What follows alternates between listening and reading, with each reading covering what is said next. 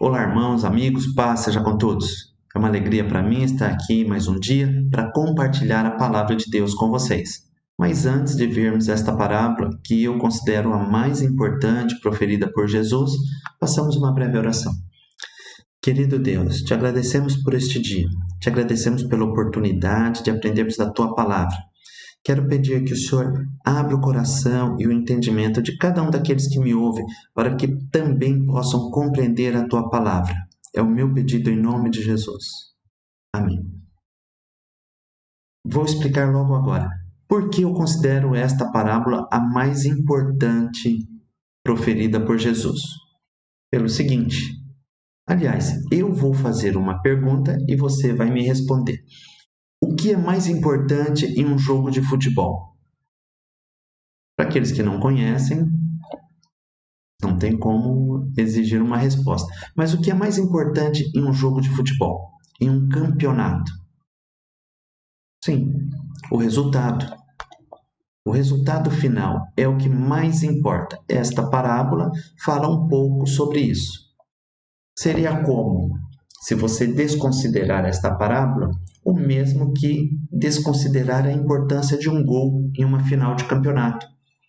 Não adianta você ter um ótimo time, um bom esquema, fazer um jogo cheio de jogadas bonitas e, no final, quem marca gol é o adversário. Não adiantou nada aquilo tudo, não para fins daquele campeonato. Qual é a parábola que veremos? A parábola do ladrão. Sobre esta parábola veremos o seguinte: uma introdução, a parábola do ladrão propriamente dita, elementos da parábola em sua época, vamos voltar um pouquinho no tempo, o ladrão e o tempo de estar preparado e uma conclusão. Jesus proferiu uma série de parábolas que visavam ilustrar a necessidade de preparo para o seu retorno. A parábola do ladrão tem por ouvintes os discípulos de Jesus e todos aqueles que aguardavam a sua vinda. Jesus proferiu essa parábola dentro de uma série de outras parábolas, alertando seus discípulos e aqueles que estavam ao redor sobre o momento do seu retorno a esta terra, sobre a necessidade de estar preparado. Vamos ver o que Jesus disse a seus discípulos nessa curtíssima parábola.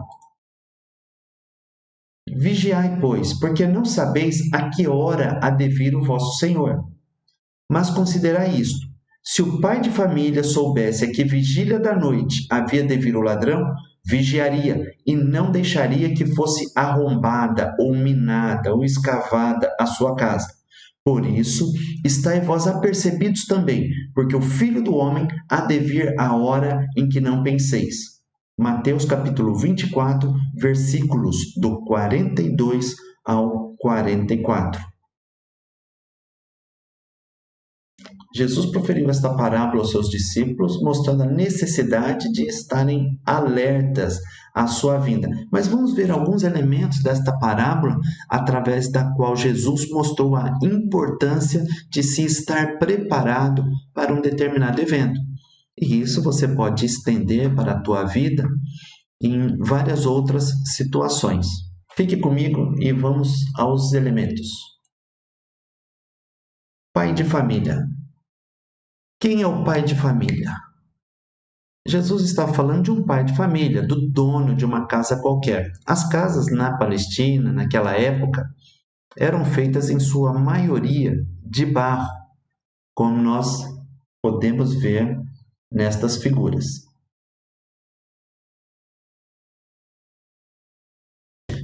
Jesus, quando usava das parábolas para explicar aos seus discípulos e à multidão os seus ensinamentos, ele utilizava elementos daquela época.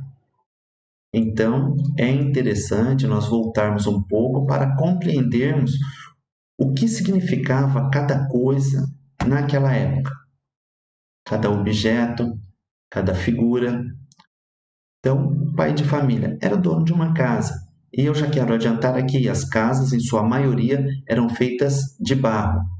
E o que isso tem de importante na parábola? Calma, nós vamos chegar lá. Então o pai de família vigiaria e, independente da vigília em que o ladrão chegasse, ele estaria preparado. O que é uma vigília?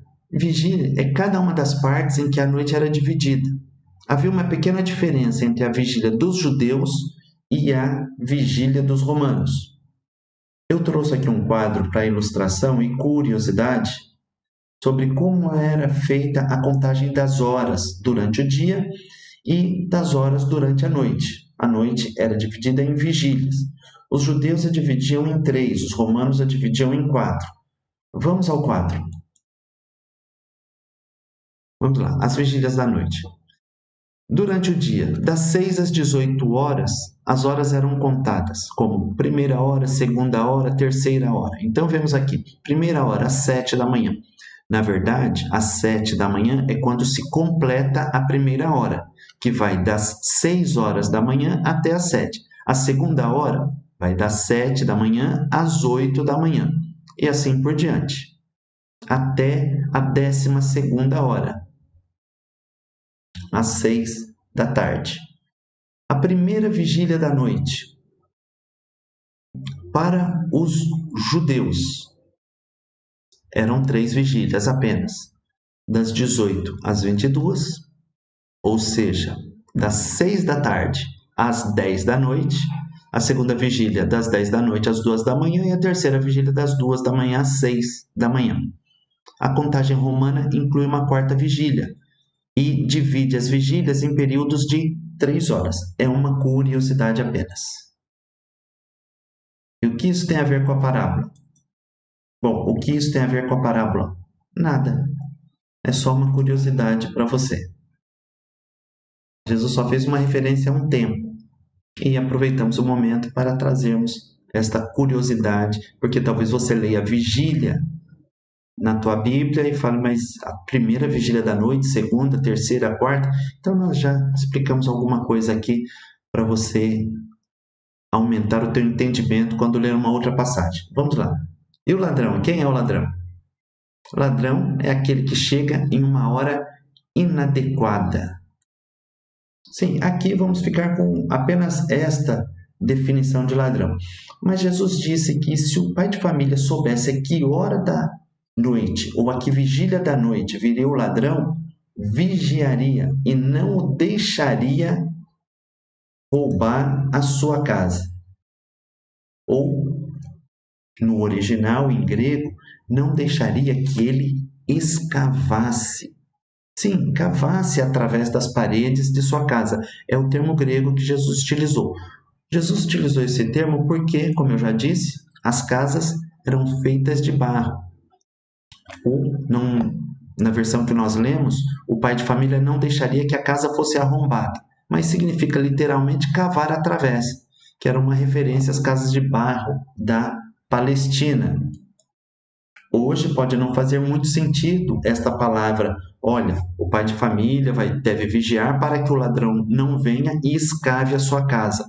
Escavar, isso não faz sentido para você, mas faz sentido à época. Então, qual é o correspondente daquela época para os dias de hoje? Arrombar a porta. Por isso, algumas versões trazem a palavra arrombar, ao invés do original em grego, escavar através da parede. E Jesus diz que o pai de família vigiaria. Se o pai de família soubesse a que hora da noite, a que vigília da noite viria o ladrão, ele vigiaria. O que é vigiar? Vigiar é isso tudo aqui. Vigiar é estar atento, é estar preparado, é estar sempre alerta. Bom, na Palestina não havia um sistema de monitoramento como este. Era um pouco diferente. Sim, era um pouco diferente. Eles usavam cachorros, animais, marrecos também. Aprendi que marrecos são bons guardas, são bons alarmes de segurança. Disparam ao mínimo som. Tanto quanto aqueles cachorros pequenininhos, os pincher, né? Então, o cachorro terrível para fazer barulho. Mas vamos lá. Jesus disse que, se soubessem a que hora o ladrão viria, o pai de família, o dono da casa, vigiaria para impedir que aquele ladrão viesse a assaltar a sua casa. Então tem algo interessante nesta parábola. O que Jesus quer dizer com esta parábola? Até aí é algo comum. Se nós soubéssemos a que hora seríamos abordados por um ladrão, óbvio que nós nos prepararíamos para aquele momento, nem que fosse em cima da hora, para nos desviar dele.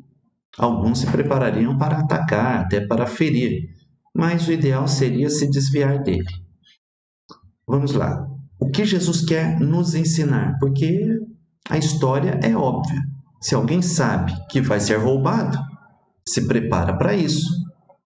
Mas tem um elemento interessante: a imprevisibilidade do ataque de um ladrão. Geralmente, os ladrões, os assaltantes, não enviam aviso informando a que dia ou hora eles chegarão. É esse ponto este ponto que Jesus queria destacar para os seus discípulos. Vamos prosseguir. Nessa parábola, a mais curta da série de 5 que Jesus contou ali próximos, destaca-se uma simples ideia: a imprevisibilidade do momento da volta de Jesus. Jesus ele está contando aqui que virá como um ladrão, como alguém que chega e surpreende a todos que não estão preparados. Esta parábola Jesus utilizou para dizer que, assim como um ladrão não dá aviso da sua chegada, mas é algo previsível. Ora, todos nós que vivemos nos dias de hoje sabemos que existe a possibilidade de sermos assaltados em um ou outro momento. Peço que Deus nos guarde, que guarde a cada um disso e que converta esses perdidos que vivem assaltando a vida dos outros. Porém, há uma possibilidade. Nós nos preparamos para isso? De certa forma, quando nós nos dirigimos ao banco, quando nós vamos a um determinado local, nós procuramos estar um tanto atentos para evitar uma situação desagradável, um confronto com um ladrão. E Jesus estava dizendo que, da mesma maneira como um ladrão não envia aviso, ele também não fixaria o momento da sua vinda. E qual o propósito disso? O propósito disso é simples. Jesus quer que você esteja preparado, que você viva preparado cada momento de sua vida. Jesus virá como um ladrão. E quando Jesus virá? Jesus não disse também a hora que ele voltaria a esta terra.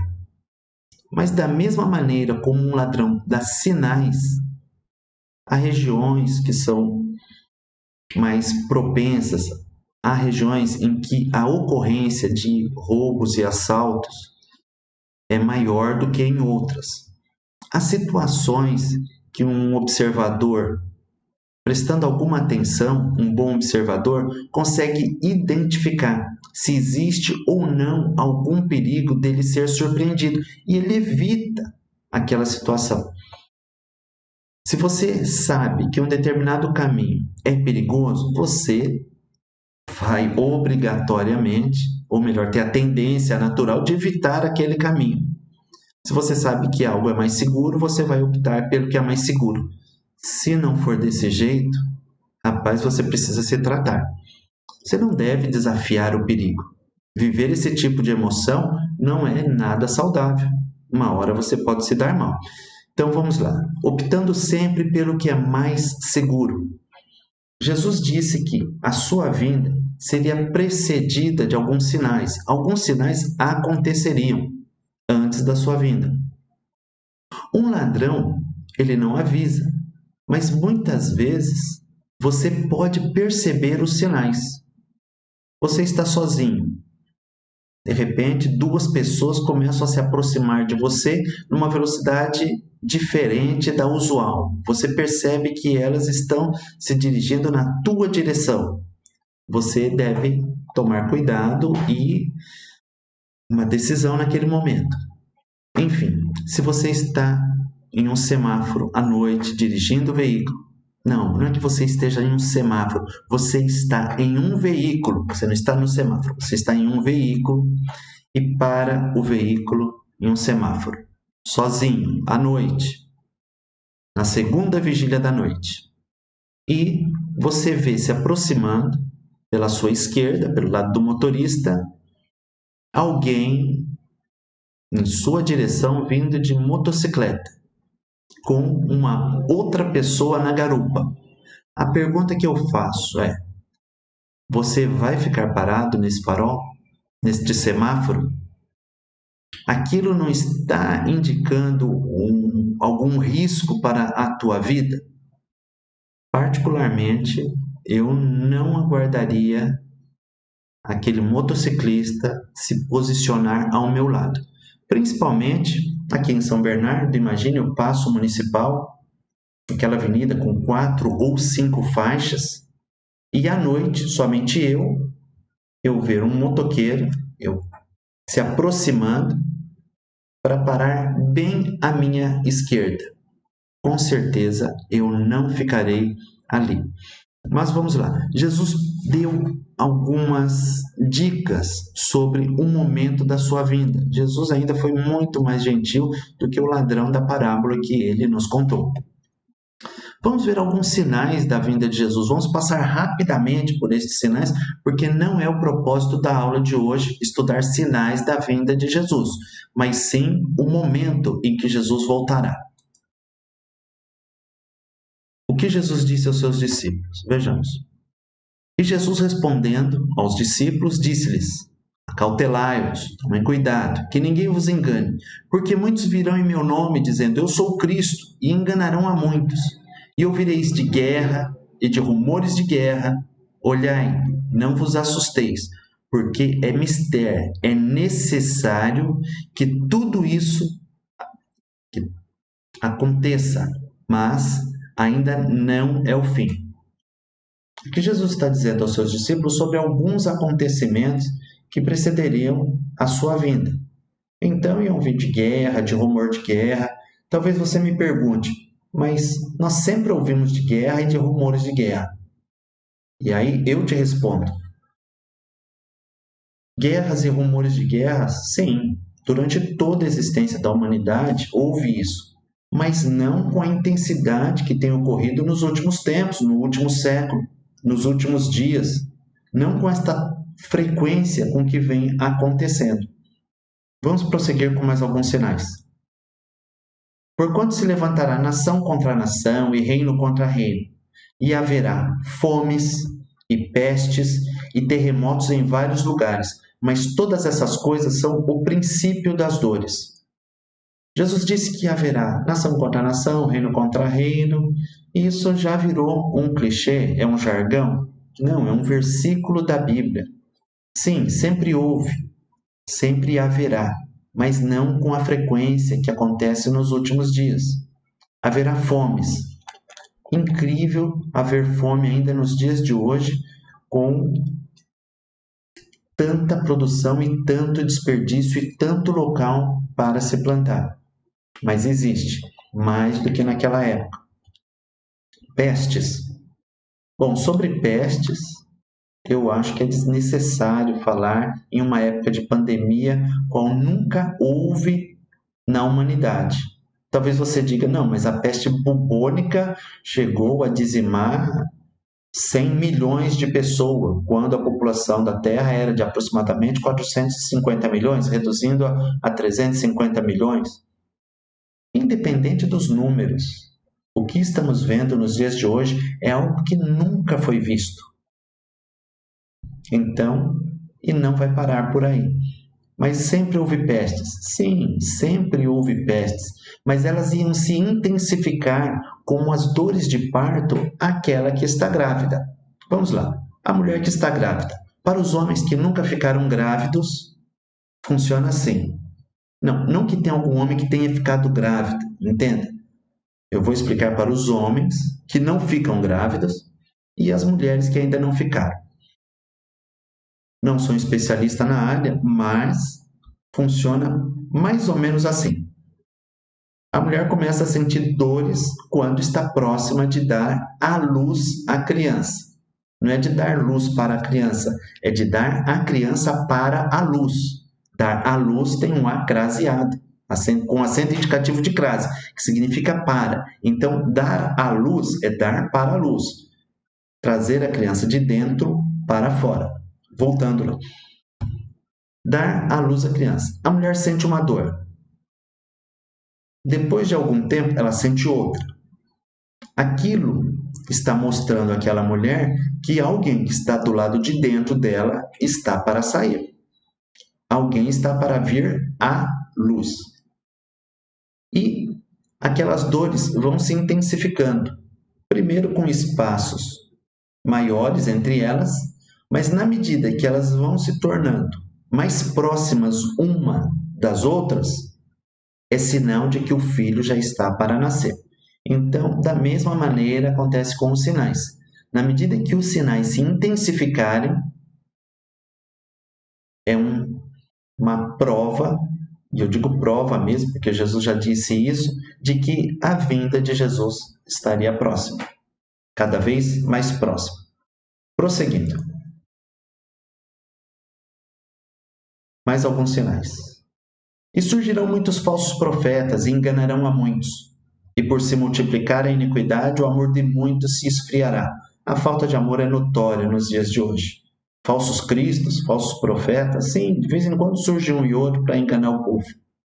Mas aquele que perseverar até o fim será salvo. E este evangelho do reino será pregado em todo o mundo, em testemunha a todas as gentes, e então virá o fim. Mateus capítulo 24, versículos 4 ao 14. E aí eu quero abordar mais um tema, rapidamente, relacionado à volta de Jesus a esta terra e à imprevisibilidade do seu retorno. Alguns dizem, o evangelho vai ser pregado em todo o mundo e então virá o fim. Então Jesus só virá após o evangelho ser pregado? Bom, duas coisas. Não é que dizem, Jesus disse que o evangelho será pregado em todo o mundo e então virá o fim. Agora, muitos dizem que o evangelho precisa ser pregado em todo o mundo para que Jesus volte. São coisas totalmente distintas. Talvez você me pergunte, então Jesus só virá após o evangelho ser pregado em todo o mundo? Não. Mas Jesus não está esperando o evangelho ser pregado em todo o mundo para ele voltar? Não. Jesus disse que ele voltará a qualquer momento e que o evangelho vai ser pregado em todo o mundo antes de vir o fim. O fim não é a volta de Jesus. O fim é depois da volta de Jesus. Não sabia disso? Quem te disse que o evangelho tem que ser pregado em todo o mundo para que Jesus venha? Foi alguém, mas não foi Jesus. Jesus disse que o fim só vai vir depois de o evangelho ser pregado no mundo todo, mas que a vinda dele poderia acontecer a qualquer momento. Ficou claro? Então, vamos lá. Jesus voltará e não será o fim do mundo. Haverá ainda um tempo até que o fim aconteça. Vamos lá. Jesus disse, porque vós mesmos sabeis muito bem que o dia do Senhor virá como o ladrão de noite. Então, assim como um ladrão que não avisa, mas você deve estar preparado, eu tenho certeza que todos trancam as portas de casa no momento em que se recolhem para dormir, e mesmo durante o dia.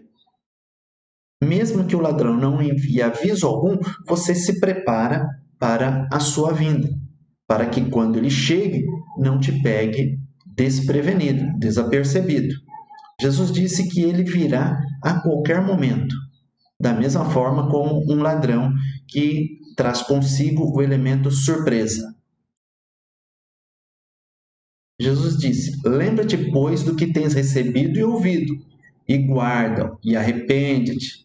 E se não vigiares, se não tomares cuidado, se não estiverem apercebidos, se estiverem levando a vida de qualquer maneira, virei sobre ti como um ladrão, vou te pegar de surpresa. Você nem vai saber a hora que sobre ti virei. Jesus disse isso lá em Apocalipse. Jesus pede para que nós estejamos apercebidos quanto à sua volta. Mas tem mais uma pergunta para você. É uma pergunta e eu já dei a resposta, né? Então esquece a pergunta. Vamos lá. Mas quanto tempo leva para se preparar para este grande dia? Eu respondo, alguns segundos apenas. Ficou perplexo? Não fique, porque eu explico. Bom, vamos lá. Eu faço a pergunta e eu dou a resposta. Como as aulas não são presenciais, tem que ser assim. Se fosse presencial na igreja, eu perguntaria e esperaria alguém responder. Bem? Então vamos lá. Enquanto isso, eu pergunto e eu respondo. Quanto tempo leva para se preparar para a volta de Jesus, que será a qualquer momento? Alguns segundos. E como eu posso te afirmar isso? Respaldado nas palavras de Jesus. Talvez você conheça alguém, talvez você seja uma das pessoas que vem se preparando há anos, há décadas, há séculos não, mas há décadas para a volta de Jesus. E de repente, em uma aula simples, despretensiosa, alguém diz que poucos segundos são suficientes para se preparar para a volta de Jesus? É isso aí. Poucos segundos são necessários. Então, por que você está se preparando a vida toda? Já vou adiantar algo. Porque você não sabe a que hora ele vai voltar. Aquele que começar a se preparar agora, que em poucos segundos se prepara para a volta de Jesus, vai ser tão preparado quanto você, que por décadas se preparou. Tanto um quanto o outro estarão preparados. Eu quero trazer um exemplo aqui que ficou registrado na Bíblia. É um episódio em que o nosso Senhor Jesus Cristo disse algumas palavras que mostra que apenas alguns segundos são necessários para se preparar. Que episódio é este? Antes disso, em quanto tempo alguém se prepara para ser um engenheiro, um médico ou um marceneiro? 5 anos? Com mais experiência? 6, 7, 8, 9, 10, 11 anos? Não se faz um marceneiro da noite para o dia. Da noite para o dia não se faz um marceneiro. Há necessidade de um longo preparo. Mas, em quanto tempo alguém se prepara para não ser surpreendido com um assalto? O tempo é diferente. Não é o mesmo tempo que se leva para se formar em medicina. É um tempo bem menor. Talvez basta um aviso. Olha, corra, vem um ladrão. Poucos segundos são suficientes para se preparar. Mas está bem, não respondi ainda a pergunta que eu fiz. Aliás, não provei a colocação que eu fiz para você do episódio envolvendo Jesus, em que apenas alguns segundos são necessários para se preparar para um encontro com Ele quando se deixar esta vida ou mesmo quando Ele retornar a esta terra. Vamos ver como foi este episódio. Você conhece. E um dos malfeitores que estavam pendurados blasfemava de Jesus, dizendo: se tu és o Cristo, salva-te a ti mesmo. E a nós, né? Este é o episódio da crucificação de Jesus. Mas aí tinha um outro ladrão, que a tradição atribui a ele o nome de Dimas. Não está na Bíblia, é a tradição. Respondendo, porém, o outro, também conhecido como bom ladrão, né? Repreendia o mau ladrão, né? Interessante, chama um bom ladrão um, mau ladrão outro, ladrão, ladrão. Mas vamos lá, dizendo para o ladrão mau. O bom ladrão falando para o ladrão mau. Bom porque ele deixou de ser ladrão. Vamos lá. Rapaz, o que você está falando? Você bebeu antes de ser crucificado? Tu Tu nem ainda temes a Deus, estando na mesma condenação? O chamado bom ladrão, para alguns, estava repreendendo o mau ladrão, porque estava blasfemando ali de Jesus. E o chamado bom ladrão prossegue: e nós, na verdade, com justiça, porque recebemos o que os nossos feitos mereciam. Mas este, se referindo a Jesus, nenhum mal fez. E aí ele se volta e disse a Jesus: Senhor, lembra-te de mim quando entrares no teu reino. E disse-lhe Jesus: em verdade te digo que hoje estarás comigo no paraíso. Para quem quiser conferir se é verdade o que eu disse, pegue a sua Bíblia, pegue a tua Bíblia e leia no Evangelho segundo nos escreveu São Lucas, ou Lucas, capítulo 23, versículos do 39 ao 43. Um caso de preparo instantâneo. Houve o reconhecimento daquele bom ladrão, deixou de ser ladrão, passou a ser uma pessoa boa, reconheceu Jesus como Salvador, se arrependeu dos seus pecados e passou desta para melhor ali do lado do Mestre Jesus Cristo. Estranho. Jesus perdoou. Instantaneamente? Instantaneamente. Ele não precisou fazer nenhum sacrifício? Não precisou fazer nenhum sacrifício.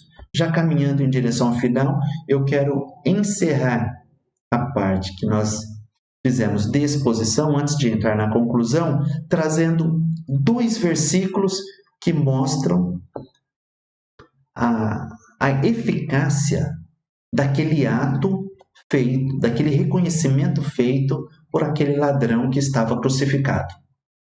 A Bíblia diz lá no livro que Paulo escreveu aos Romanos, no capítulo 10, nos versículos 9 e 10.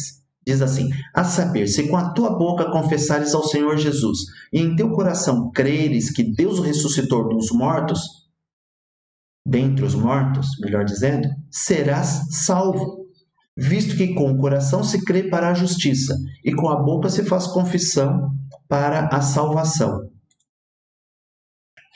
Paulo escreveu na igreja de Roma, respondeu o que é necessário para se salvar, para estar preparado para se partir desse mundo ou para a volta de Jesus a qualquer momento. Simples.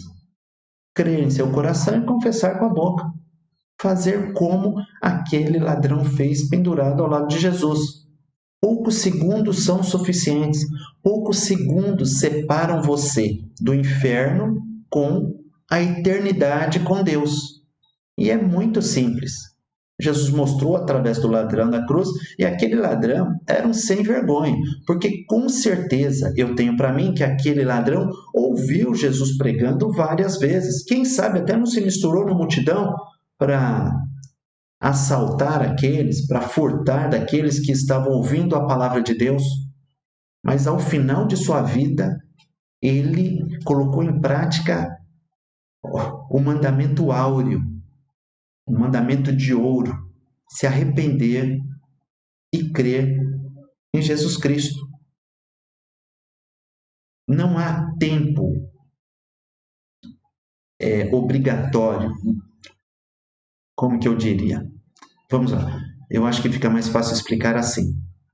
A entrada ao reino dos céus não é como fundo de garantia por tempo de serviço, que quanto mais tempo você trabalha, maior vai ser o resultado que você vai colher depois. A salvação, estou me referindo à salvação, não a galardão. A salvação não é como fundo de garantia, que você precisa de muito tempo para colher um bom resultado. A salvação é instantânea. Aí muitos vão dizer: então eu vou deixar para a última hora. Posso deixar para a última hora? Pode deixar para a última hora. Sim, você pode deixar para a última hora. Mas não desligue, porque eu vou explicar como que acontece o processo de deixar para ser salvo na última hora. Posso deixar para o último minuto? Pode deixar para o último minuto da tua vida também para ser salvo. Não há problema nenhum. E talvez você me pergunte: eu vou ser perdoado se eu deixar para o último minuto? Vai ser perdoado se deixar para o último minuto. Porém, Daquele dia e hora ninguém sabe, nem os anjos dos céus, nem o Filho, mas unicamente meu Pai. Então, vigiai, pois, porque não sabeis o dia nem a hora em que o Filho do Homem, em que Jesus, há de vir. Sim, você pode deixar para se decidir por Cristo na última hora. Eu acho uma ingratidão muito grande, porque ele veio e viveu por você e morreu por você. E agora você só quer viver os últimos momentos da tua vida por ele? Não, está errado, tem que começar a partir de agora. Você tem a opção de deixar para o último minuto da tua vida? Tem. Só que Jesus disse que o dia e a hora ninguém sabe. Ou seja, eu não sei se você vai ter mais um minuto. Por isso, a decisão mais inteligente é se decidir hoje, já. Ter essa decisão de estar preparado. E como eu me preparo? Se arrependendo dos seus pecados, crendo em Jesus Cristo e não o negando. Jesus disse: convém que eu faça as obras daquele que me enviou enquanto é dia. A noite vem, quando ninguém pode trabalhar. Jesus estava dizendo aqui o seguinte: vai chegar uma hora que não vai mais haver tempo suficiente para a decisão que você precisa tomar. Então, é melhor tomar a decisão o quanto antes. E eu faço uma pergunta para você. Vou deixar um exercício ao final dessa aula. O que faríamos se soubéssemos que Jesus viria daqui a 2 horas? Não 3, mas 2 horas. O que você faria se Jesus te dissesse: isso nunca vai acontecer? Pelo menos não tem respaldo bíblico para isso. O que você faria se Jesus dissesse que viria daqui a 2 horas? Dizem que Martinho Lutero estava capinando e alguém fez uma pergunta para ele assim: se você soubesse que Jesus viria hoje ou amanhã, o que você faria? Ele disse: continuaria fazendo o que eu estou fazendo. Interessante. Embora isso com certeza possa não ter perturbado Martinho Lutero, porque ele sabia que não estava em pecado, ele tinha já se arrependido, era uma pessoa salva, mas muitas pessoas com certeza não manteriam a mesma calma. Imagine se Deus está me usando para dizer que você tem mais 2 horas de vida, ou daqui 2 horas Jesus voltará abrindo esses céus. Será que as linhas de telefonia ficariam sobrecarregadas? Porque talvez algumas pessoas com quem você tenha tido algum atrito morem longe. E você, nesse exato momento, pensaria: preciso fazer as pazes e não tenho tempo de chegar até lá. Vai por telefone mesmo. Então, fica a dica, meu irmão. Viva as próximas 2 horas como se Jesus voltasse nas próximas 2 horas.